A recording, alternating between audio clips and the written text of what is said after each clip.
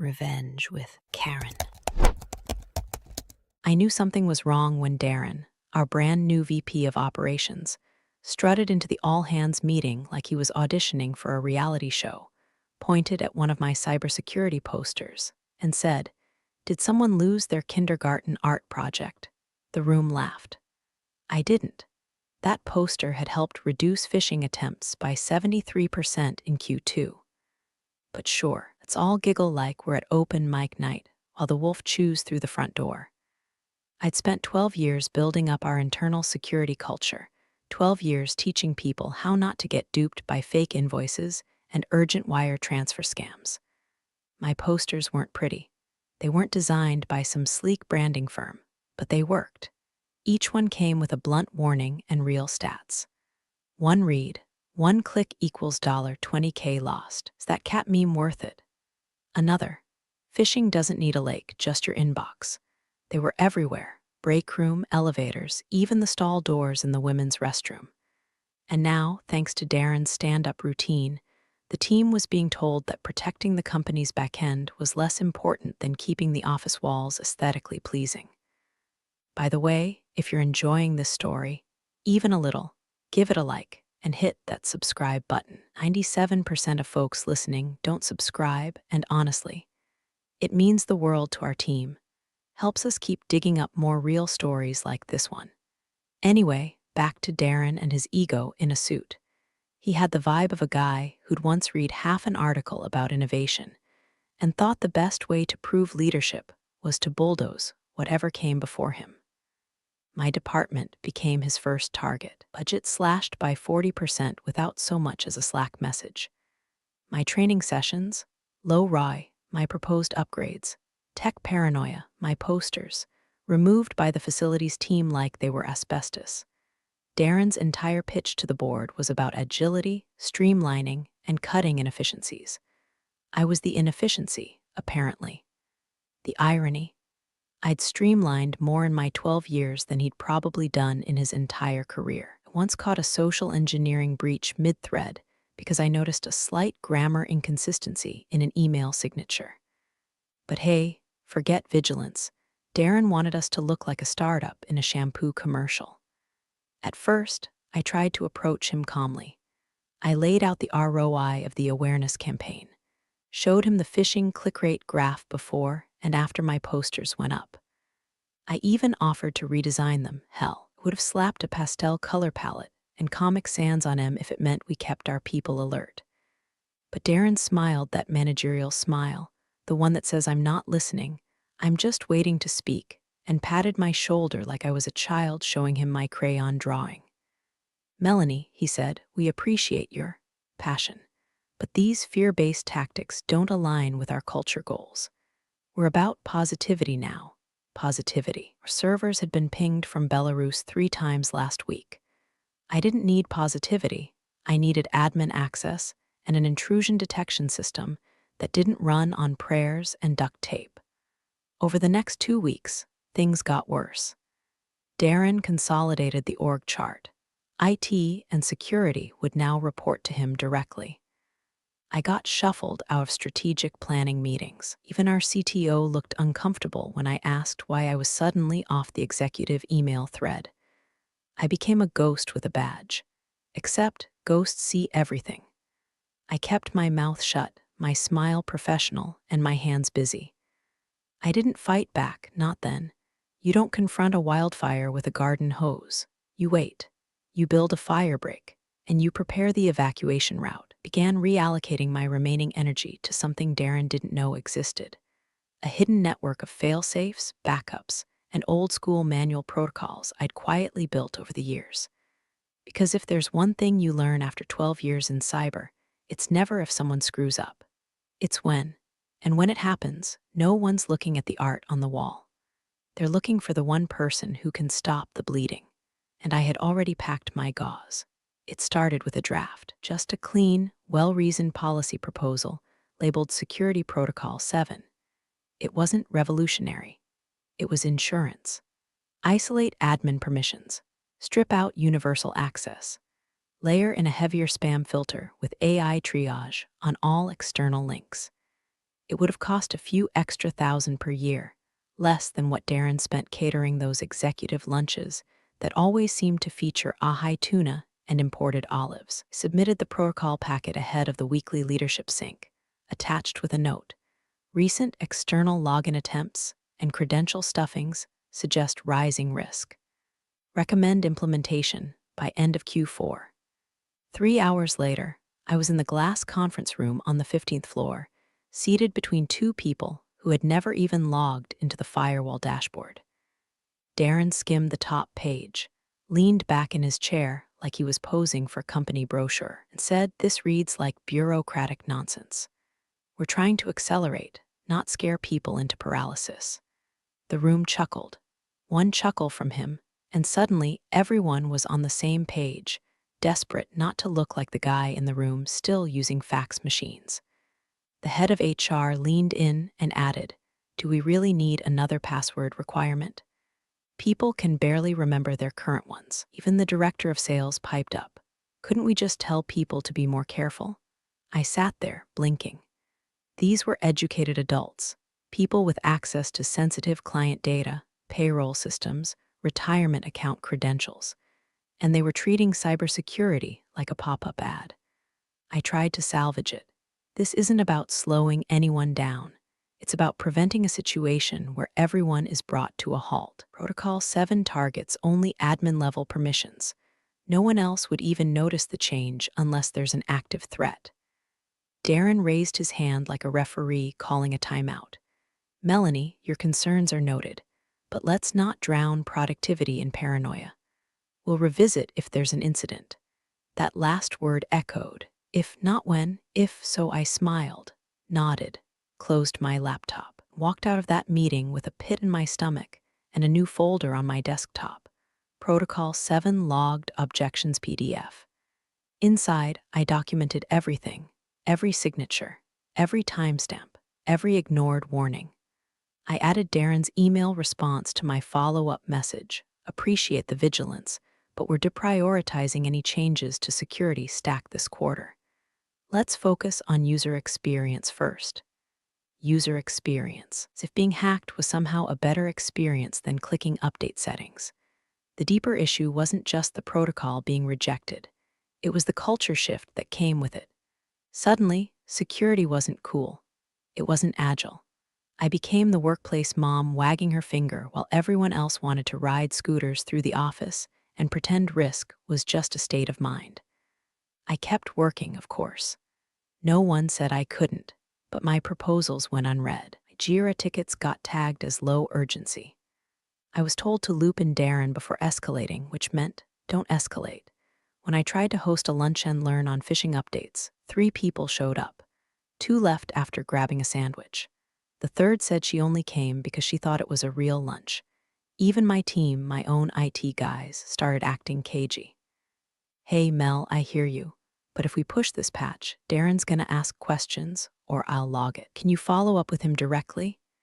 The chain of command had quietly shifted. I wasn't part of it anymore. Still, I didn't raise hell. I didn't go nuclear. I just built the record. Quietly, precisely, everything archived, stored off cloud. Printed too. I don't trust metadata to outlive a PR crisis. The creeping dread wasn't about my job. It was about the system I'd nurtured being left to rot from the inside, because I knew something the rest of them didn't. Hacks don't need war drums. They need silence. They need distraction. They need a company focused on vibes instead of verification. And we were ripe for it. It wasn't a firing. It was worse. A slow erasure disguised as realignment. I got the notice on a Thursday morning. One of those bland HR memos that reads like it was written by a chatbot hopped up on decaf. To better streamline our digital transformation initiatives, we're shifting the IT and infrastructure divisions under VP Darren Caldwell. We believe this will foster greater synergy between operations and technical teams. Translation. Darren now owned the skeleton key to every system I'd spent over a decade safeguarding. And me. It wasn't even CC'd on the internal announcement. Someone from facilities forwarded it to me with a thought you'd want to see this. as if I hadn't just watched my name vanish from every exec chain in real time. That same afternoon, my access to the senior Slack channels was revoked. My invites to Friday security syncs, canceled. Not declined, deleted, mid-thread. The true punch in the throat came a few days later. I walked past the marketing corridor, one with the big digital display board showing our new client rollouts, and there it was. Welcome to Horizon Light, our new customer platform built for the future. A sleek splash page, clean font, happy stock people shaking hands. I had no idea what Horizon Light was. I wasn't consulted. I wasn't briefed. I hadn't seen a single ticket or documentation request. I'd spent 12 years overseeing every platform launch from a security perspective, vetting vendors, checking in points, encrypting API comms, and now they'd just done it without me. I stood there like a ghost staring through a window into a house I used to own. I went back to my desk, opened the system logs, searched the root server activity for Horizon Light. Someone had set up admin access using a template I wrote 7 years ago. No multi-factor auth, no user behavior alerts. Bypassed half of my protocols, like someone repurposing a seatbelt to tie down a couch on a pickup truck. I pulled up the org chart on the intranet. My name was still there, but now floated alone under Security Operations Advisory role. No direct reports, no upward arrows, just me in a lonely little box like a bureaucratic paperweight. Then came the final gut punch. One morning, I walked in to find every one of my cybersecurity posters gone. All of them, ripped down like campaign flyers after an election. In their place, minimalist art prints, beige swirls, a watercolor pineapple, a quote from someone named Brogan L. that said security is a mindset, not a memo. I checked the facility's request log. Yep, Darren had submitted a work order the night before. Subject: remove outdated security clutter. Place with art promoting modern culture. Priority level: urgent, urgent, like we were hemorrhaging creativity instead of being a soft target for ransomware. At lunch, I passed Darren's door. He was in there laughing with the COO about some AI-native sales funnel pilot. My name came up casually like weather. Mel's great, he said, but she's more old-school compliance. We're evolving past all that. That's when I knew I wasn't on the team anymore. It was the liability he hadn't figured out how to fire, the risk he hadn't budgeted for, the last canary still chirping in a very flammable coal mine. But here's the thing about getting pushed out of the loop. You start seeing everything: patterns, silences, things the people inside the echo chamber don't notice because they're too busy high-fiving over buzzwords. I started archiving backend logs again, quietly. I watched the traffic spikes, cataloged the IPs hitting our FTP at 3 a.m. I noticed an open port that should have been dead months ago. Nothing dramatic, not yet, just little shimmers of static beneath the surface.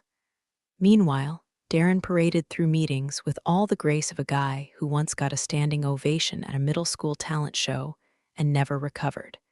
He called me Mel in front of the board. He joked about tinfoil hats when someone brought up risk protocols, even made a crack during a company lunch. At least the office looks better now, right? No more serial killer posters on the elevator. I smiled. I even laughed a little. Let him think I was shrinking. Because I knew something he didn't. I still had keys to the back door, and I never left it unguarded. I didn't rant. I didn't plead. I didn't call HR or start some performative LinkedIn monologue about women in tech. I just got quiet and sharp. You see, you've been in cybersecurity long enough. You stop thinking in quarters and start thinking in breach timelines. You learn to measure days not by meetings attended, but by vulnerabilities closed. And right now, our walls were paper, and the matchbox was already open. So I did what Darren never bothered to learn how to do. I prepared. The first thing I did was revisit my off-grid backup schema. Years ago, after a scare involving a compromised vendor account, convinced our then CTO to approve a side project. Encrypted offline backups stored in physically isolated drives, rotated monthly, logged with hash verifications and checksum reports. The program got quietly shelved during Darren's simplification push, but the hardware still lived, tucked away in a locked cabinet beneath an unused desk in the old server room. That cabinet still had my name on it. Literally. A dusty label, M. Dale Auth. I dusted off the drives, reformatted them, rebuilt the storage structure from scratch, encrypted the contents with a new custom key split across 4 parts, none stored in the same location. I didn't even document it. The passwords lived in my head and nowhere else. Then I started writing alerts, real ones, not the useless urgent update. Notifications that Darren had approved for mass rollout, but actual silent watchdog scripts. I deployed them under shell identities on legacy nodes, systems Darren had stripped from the official org chart, but never fully decommissioned. Machines running silently in the background like ghosts under the floorboards. The scripts monitored inbound access attempts, outbound credential scraping, and admin token changes. I coded one to send me a ping if 3 failed login attempts hit a retired endpoint in under 30 seconds. I called that one Cerberus. Another tracked file uploads from inside the marketing cloud. Breadcrumb. I named each one like a prayer whispered before a storm. No one noticed. Then, like clockwork, IT started showing up again, but only after hours. Not officially, not publicly, just one by one. The first was Adrian, one of our lead sysadmins, knocked on my cubicle wall around 6:45 p.m., holding a Red Bull and a panicked twitch behind his eyes. "Hey, Mel, listen. Darren's been asking us to push a new patch through the Horizon Light stack, and it's tanking load times. He's blaming network latency, but it's not that. I think it's the routing table. You mind, I didn't even let him finish." I pulled up the stack trace, walked him through the fix in 15 minutes, and handed him the clean config. He sighed like someone being handed a rope after 3 days in a well. "Thanks. Could you, not mention this? I was never here." After that, became a pattern. Quiet knocks, late pings, off-the-record help requests, bugs no one else could fix, infrastructure glitches Darren couldn't Google his way out of. One even came from the help desk manager who used to roll his eyes at my training sessions. "Hey, Melanie. I know we haven't always seen eye to eye, but the auto-enrollment system for the new client platform just bricked half the onboardings. And the logs don't make sense. I fixed it. No names, no paper trail." At one point, Darren walked past my desk while I was reviewing an audit log. He gave me the smirk, half pity, half victory, and said, "Glad to see you're still keeping busy. Legacy documentation is important." I smiled back. It's all about the foundation. He didn't know I was using those logs to trace credential handoffs that should have never existed. He didn't see me tagging anomalies with silent alerts, tracking the small cracks that were starting to form under the surface of his shiny new empire. I wasn't guessing. I wasn't paranoid. I knew something was coming. The system was groaning like a bridge under too much weight. The wrong emails were getting through. The right blocks were getting bypassed. Someone or something was poking holes. But I didn't sound the alarm. Not yet. You don't warn a man like Darren. You let him walk straight into the dark. It started with a single email delay. Just 10 seconds. A bounce, a retry, then delivery. Most folks wouldn't notice. Hell, most folks didn't notice, but I did. Because it came from our CFO's assistant, sent internally to payroll, and took the scenic route through a relay in Sao Paulo. That's not how we routed internal messages. Not ever. I logged it, flagged the headers, created a new folder called Amber Drip, not Red Alert. Not yet. But the sky was starting to flicker. The following week, our customer support platform suffered 3 micro outages. Half-second lags, according to Darren's new vendor's dashboard. Normal cloud variance, they said. Except it wasn't variance. The logs showed system hooks reaching out to addresses that didn't exist 3 weeks ago. Ones that had been registered within our own DNS tree, which meant someone had either cloned our routing tables or was deep enough inside to spoof them. That's when the pulse in the back of my skull started to throb. I submitted a low-level ticket to Darren, intermittent latency in internal systems, requesting trace review. He replied 4 hours later. No greeting, no signature. Just, "We're moving fast. Please avoid analysis paralysis." I stared at that phrase for a solid minute. analysis paralysis. Like checking the locks on your doors after hearing footsteps outside was somehow overthinking it. So I sent another note, this time wrapped in bland language he might actually read. Some indicators suggest possible misrouted internal traffic. Might be worth a quick permissions sweep. His response: the only thing misrouted is our focus. We're onboarding 3 new enterprise clients next quarter. Let's keep momentum. Momentum. That's all Darren wanted. As long as charts pointed up and buzzwords kept flowing, he didn't care what was quietly bleeding out under the hood. At the next board meeting, I wasn't invited, but someone forwarded me the deck. Slide 6 was titled Leaner plus Smarter. Q3 Ops Wins. There it was, my old team's programs rebranded as excess protocol layers removed. Posters, deprioritized. Internal phishing tests, paused in favor of trust-driven culture. Same slide boasted of cost savings, $412,000 YTD. My spine went cold. That afternoon, at exactly 4:13 p.m., Cerberus howled. It was a single ping, an access attempt from a Malaysian IP to an endpoint that no one outside the building should have known about. A forgotten dev server, long retired, only recently reconnected as part of Darren's half-baked platform consolidation initiative. The credentials used were admin level, not expired, not locked. I stared at the dashboard. The alert flashed twice, then disappeared. Whoever it was, they knew how to move like mist, softly, precisely, and without tripping alarms that Darren's team had in place. But my alarms were still running, and they were getting louder. I went back to my archive, pulled up server logs, compared timestamps, cross-referenced access keys. What I found looked less like a breach and more like a testing phase. Like someone was probing, tugging at the seams, measuring response times, mapping out our infrastructure with surgical patience. I didn't sleep that night. I ran packet captures in a sandbox environment. I wrote 3 new scripts. I updated Breadcrumb to track outbound metadata leaks and added a countermeasure that would immediately isolate affected endpoints. But none of that mattered if Darren wouldn't listen. I composed one last message. We may have an emerging compromise. Recommend immediate network segmentation and restricted access protocols. It sat in his inbox for 36 hours. Then he replied, noted, let's circle back after the client's summit next week. Circle back, like we were discussing lunch options instead of a ticking time bomb. At that point, I realized I wasn't dealing with denial anymore. I was dealing with negligence. Leadership so addicted to speed, it couldn't feel the brakes melting underfoot.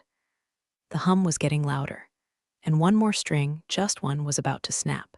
It happened on a Tuesday, always a Tuesday.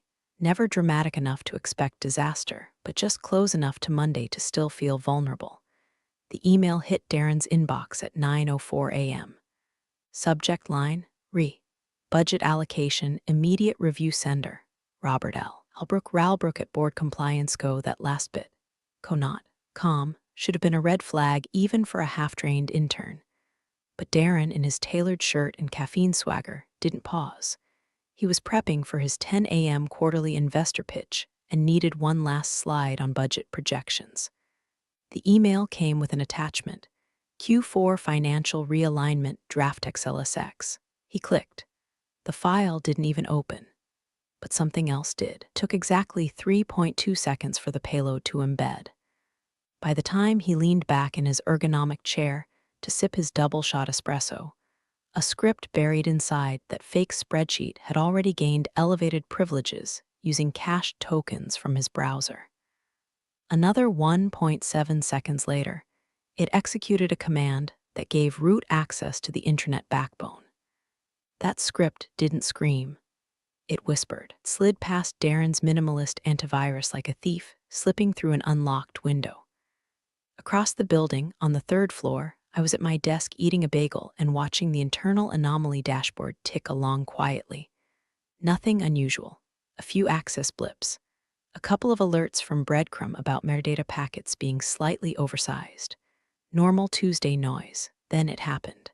At 9:07 a.m., Cerberus barked loudly. Admin credentials were being used from 2 separate IPs at the same time. One from Darren's machine, the other from a relay node in Lithuania, masked through 3 VPN layers, but dumb enough to leave a timing signature behind. I froze. Every screen I had turned red. The credential vault pinged unauthorized access attempts on accounts that hadn't been touched in years. Endpoint pings jumped. Our SSO platform threw a tantrum, trying to reconcile permission escalations that weren't logged through the usual approval flows. Session tokens started replicating across sandbox environments. The system was bleeding. I opened the access logs, watched in real time as scripts spidered through our permissions network, harvesting cached credentials, mapping user behavior profiles, copying internal comms. It was surgical, efficient, and it was using his credentials. Root, Darren's root. It all led back to one action. One stupid, fatal click. Down the hall, I heard shouting, not panicked yet, but urgent. Chairs scraped back. Phones buzzed. IT was waking up. But I didn't move. I couldn't. I just stared at the main screen. Because there it was, center of the dashboard, glowing like prophecy. Security Protocol 7 would have prevented this. It wasn't a taunt. It was the name of the alert trigger I'd hard-coded months ago, back when I knew this day would come, but hoped I was wrong. I stood up slowly, walked to the server cabinet, pulled the drive labeled Dead Man's Key and plugged it into the isolated port beneath my desk. The backup spun to life. Behind me, someone burst into the room. One of the younger sysadmins, red-faced and frantic. Melanie, everything's going haywire, admin logins, vault corruption, the platform's freezing. I turned my screen toward him, pointed at the alert. Read it. He didn't speak, just backed out of the room and ran. Across the network, user accounts started locking. Customer-facing platforms dropped to read-only mode. Marketing's website redirected to a default 503. Our internal file structure restructured itself, folders disappearing mid-click. The credential vault hit 92% extraction before the isolation script kicked in. I looked down at my console. Air gap secured. Backup encryption holding. Reboot node clean. All those years of being laughed off, sidelined, erased. This was the moment the system remembered me. The dashboard was no longer blinking. It was screaming. Security Protocol 7 would have prevented this. Security Protocol 7 would have prevented this. Security Protocol 7 would have prevented this. Line after line, pulsing red. It wasn't just an alert, it was a public obituary for Darren's ego. 9:14 a.m. The cascade had gone full thermonuclear. Credential escalations triggered auto-lockouts. Legacy systems, long ignored but still tied into financial operations, froze mid-query. The HR database dumped its active session log, locked itself, then sent an automated notification to the Department of Labor Compliance mailbox. External regulatory watchdogs were pinged with high-severity security reports via encrypted dispatch. Thank you, Cerberus. One alert even landed on a federal server before our own CTO got eyes on it. And I just sat there, sipping lukewarm coffee, watching the company's nervous system convulse under the weight of one man's arrogance. Down the hall, the elevator dinged. Rapid footsteps, leather soles on tile. Then the door slammed open so hard it shook the exit sign. Darren. His tie was loose, face the color of old drywall, sweat haloing under his arms, barreled into the IT war room like a reality show contestant too late for the final rose. What the hell is going on? Why is legal calling me? Why are the servers down?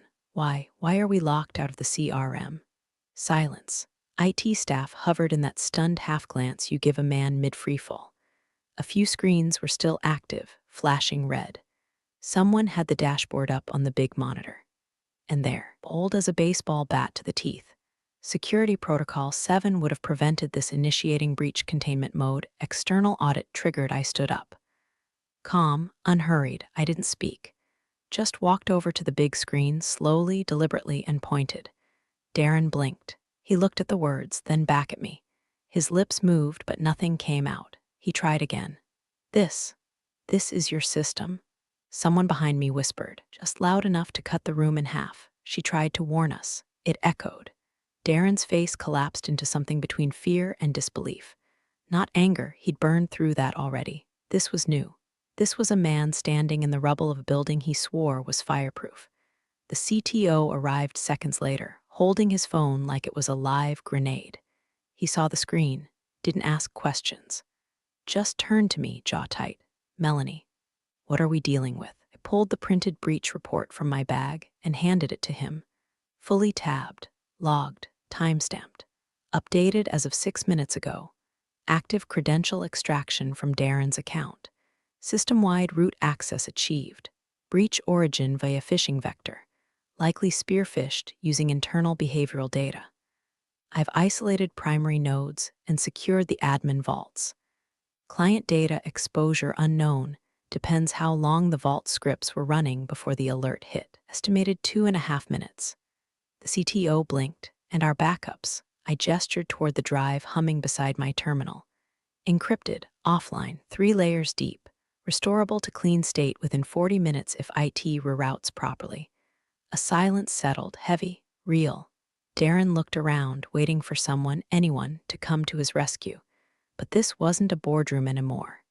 This was triage. And I was the only one holding the bandages. Opened his mouth again, but this time the CTO cut him off, voice ice cold. "You clicked the link," Darren stammered. It looked like it came from Robert. It had the logo and the CTO didn't answer. "Just turned back to me. Anything else we should know?" I nodded. "Regulators were auto-pinged per Protocol 7 escalation clause. We'll get a call within the hour. Legal should be looped now." Behind me, someone muttered, "Jesus," and someone else added, "He built this system, didn't she?" I didn't respond. I didn't gloat. I didn't need to. The truth was doing all the talking now, and it had my signature at the bottom. They called the emergency board session that same afternoon. No catered lunch. No preamble. No PowerPoint decks with animated slides or corporate fluff. Just 12 very tired, very angry people in a frostbitten conference room with too many windows and not enough places for Darren to hide. Showed up late, of course, tie still loose, shirt wrinkled like he'd been sleeping in his car. Maybe he had. He carried a laptop and a folder that looked suspiciously empty. I was already there, seated, calm, my binder in front of me, nothing flashy. Just a matte black folder labeled Incident Report, Breach 8.6.25. Inside, 73 pages of reality. The chairman didn't waste time. "Let's begin with the events of this morning." "Melanie." I didn't nod. I didn't clear my throat. I just opened the binder, slid a neatly printed copy across the table and said, "All details are timestamped. Emails, warnings, vetoes, escalation triggers, system logs, backups, screenshots of credential scrapes. Every procedural flag ignored is highlighted in yellow. Red tabs are vetoed policy recommendations. Blue tabs are breached timeline details. Page 62 lists the external systems auto-notified under compliance regulations. No one touched their coffee. The board members flipped through pages with increasing urgency, the soft rustle of thick paper and realization filling the room like static. The VP of Finance, one of the few who'd once praised Darren's operational agility, paused at a screenshot showing Darren's signature under a no further action required response to Protocol 7. "This is your signature?" Darren opened his mouth, shut it, nodded. The chairman leaned forward, fingers steepled like a man preparing to fire a cannon. "And you were made aware of these vulnerabilities. How many times?" I spoke without raising my voice. 7 documented warnings, 3 verbal, all logged. First warning was issued March 19th. Final written notice was sent July 1st, 6:08 p.m., titled Recommendation to Reinstate Security Protocol 7. "Did you receive that email, Mr. Caldwell?" Darren looked at me, then at the board, then down at his empty folder. I did. The silence that followed was biblical. The head of legal broke it. "We've already received 2 queries from regulatory bodies asking for an initial statement. Due to the timing of the credential scraping and the scale of access, potentially looking at mandatory disclosures under at least 3 statutes." The chairman nodded. "Effective immediately, Mr. Caldwell. You are suspended pending full investigation." Darren's chair scraped as he stood, or maybe stumbled. His eyes met mine, something wild flickering behind the hollow. "I didn't mean for this to happen. I didn't reply. I didn't need to. He left without another word. The door clicked shut behind him, sound so final it could have come with a lock turning. The chairman turned back to me. Melanie, on behalf of the board and the executive team, we want to thank you for your foresight, your documentation, and your preparedness. You prevented what could have been catastrophic. The CTO nodded. Your systems, your backups, they gave us a lifeline. I allowed myself a slow, shallow breath, not a smile, not victory, just oxygen. I only did what I was hired to do, I said. Secure the infrastructure, protect the data, mitigate damage when ignored. No applause, no slow claps, just the shift. You could feel it in the air. I wasn't wallpaper anymore. I wasn't the paranoid compliance lady or the legacy leftover. I was the one who still had the keys, and everyone in that room finally understood the cost of changing the locks without asking who built the doors. 3 weeks later, they offered me the position. No champagne, no balloon drop, just a simple, direct email from the chairman's office with the subject line, "Formal offer, Chief Security Officer effective immediately." I didn't blink, didn't cheer, just clicked accept. The announcement went out the next morning. It hit inboxes with that same sterile formatting they'd used to announce quarterly birthdays or when someone retired after 38 years. Except this time, it didn't disappear into the scroll. People stopped by my desk that day. Quietly, ones who used to avoid eye contact now nodded with a kind of reverence. Not pity, not small talk, just acknowledgement, a new respect, earned the hard way. I said very little in return. There was nothing left to explain. The breach had said it all. Darren's office stayed empty. No one dared move into it. His name was still etched on the glass, faint and flaking, like a warning left in permanent marker. I passed it every day on the way to my new corner workspace. Not flashy, not huge, but with a direct line to both the server room and the boardroom. Right where it needed to be. On my first Friday as CSO, we had an all-hands. The usual awkward muffins and weak coffee set up in the break room. Nervous energy in the air, like everyone expected a speech. I gave them something better. I walked in holding a rolled-up poster tube. Walked straight to the main corridor, the one Darren had once declared needed open, cluttered visual flow, and unrolled the sheet. It was one of mine. Not even a new design, just black type on a white background, bold, blunt, and absolutely unmissable. Click smart, not fast. Below that, one mistake can cost us everything. And at the bottom, in smaller print, a new line I'd added the night before, your best firewall. Respect the quiet woman in the room. I stepped back, smoothed the corners, looked down the hallway. Not a single person laughed. Stopped to read it. Some nodded. One engineer I'd helped at 2 a.m. during a vendor misfire stood by it for a solid minute before walking away, shoulders squared a little tighter. No fanfare, no speech. No Darren popping in with a joke about Mel's serial killer flyers. Just silence and truth. Later that day, I walked past the glass wall of the executive wing. Someone had already peeled off Darren's name. The residue left behind looked like a scar. My name was going on a door now. But the message had already been delivered. Not in words, not in threats, in survival, in systems that held, in a firewall no one respected until it was the only thing left standing. That was the win. Quiet, cold, absolute.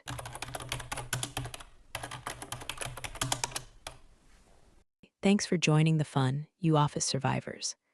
Subscribe for more switch-flicking drama. Let's make your former coworkers sweat.